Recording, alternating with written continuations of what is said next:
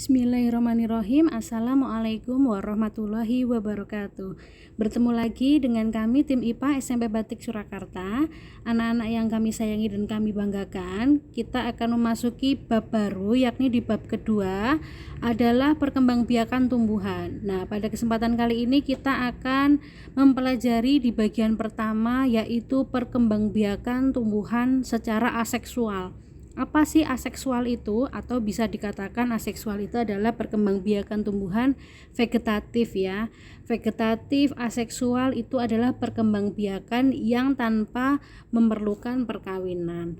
Nah, sudah siap semuanya? Sebelumnya marilah kita membaca basmalah terlebih dahulu supaya pembelajaran kita dapat memberikan manfaat dan dapat dimudahkan untuk mengikutinya. Oke, bismillahirrahmanirrahim. Nah, ada yang tahu nggak sih arti dari perkembangbiakan itu? Kemarin sudah kita pelajari di bab pertama. Perkembangbiakan itu adalah proses bertambahnya jumlah makhluk hidup atau kemampuan makhluk hidup untuk menghasilkan individu baru yang sifatnya sama atau menyerupai induknya. Jadi, tujuan dari berkembangbiak adalah untuk melestarikan jenisnya. Nah, contohnya seperti ini. Ini adalah sebuah pohon pisang. Dia akan berkembang biak ya, memperbanyak diri dengan cara bertunas. Nah, nanti kita akan mempelajari bagaimana cara perkembangbiakan dari tumbuhan itu. Nah, jenis perkembangbiakan tumbuhan itu ada dua jenis anak-anak.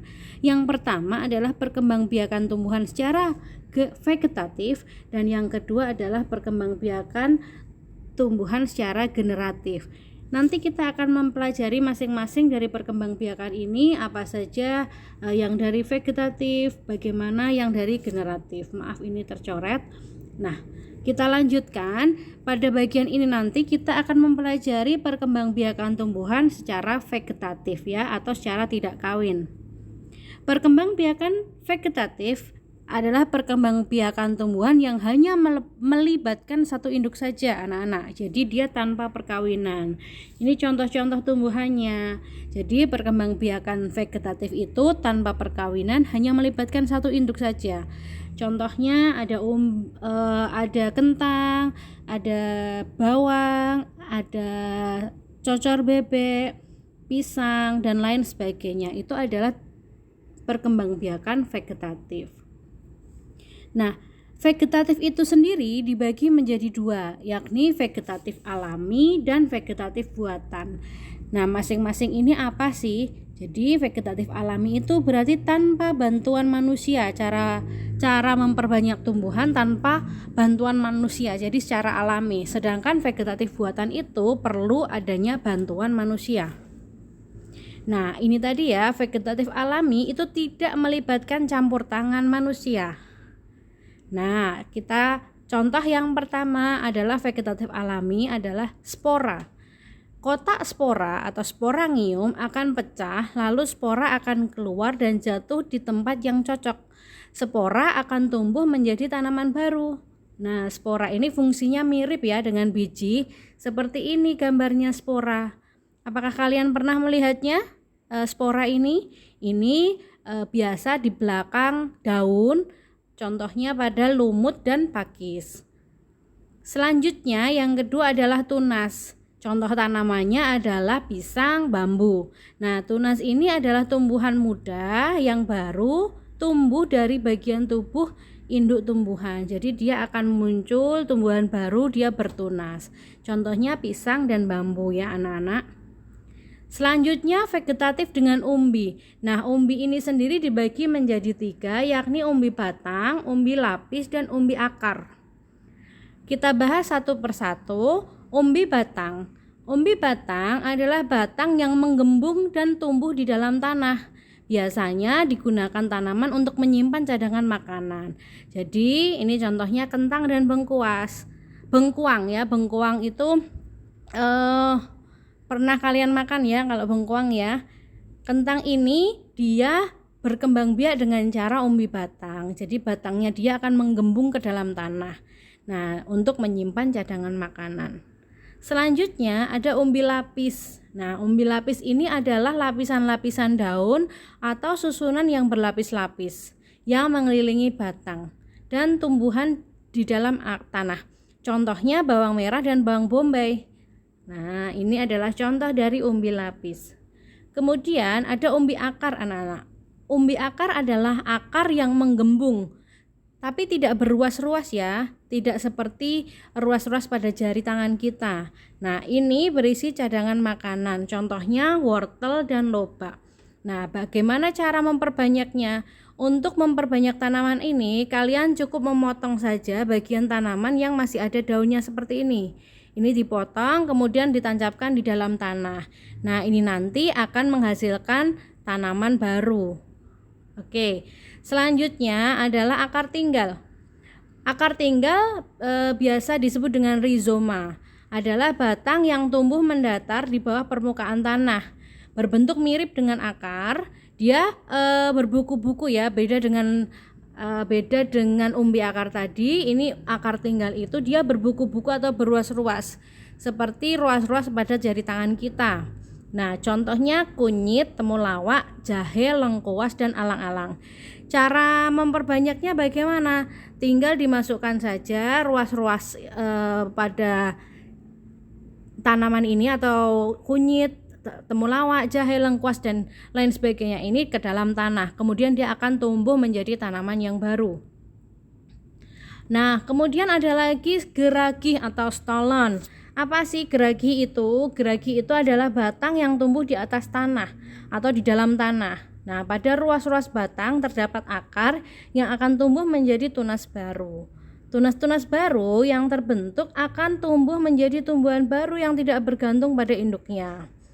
Contoh tumbuhan yang berkembang biak dengan geragi ini adalah stroberi, semanggi, pegagan, dan rumput teki. Kemudian ada lagi tunas adventif. Tunas adventif adalah tunas yang tumbuh di luar batang, bagian batang. Nah, tunas adventif ini dapat ditemukan pada tepi daun atau akar tumbuhan ya. Tumbuhan yang berkembang biak dengan tunas adventif antara lain sukun, kesemek, dan cocor bebek. Nah, untuk sukun, kesemek itu memiliki tunas adventif pada akar, tetapi cocor bebek itu memiliki tunas adventif pada daun.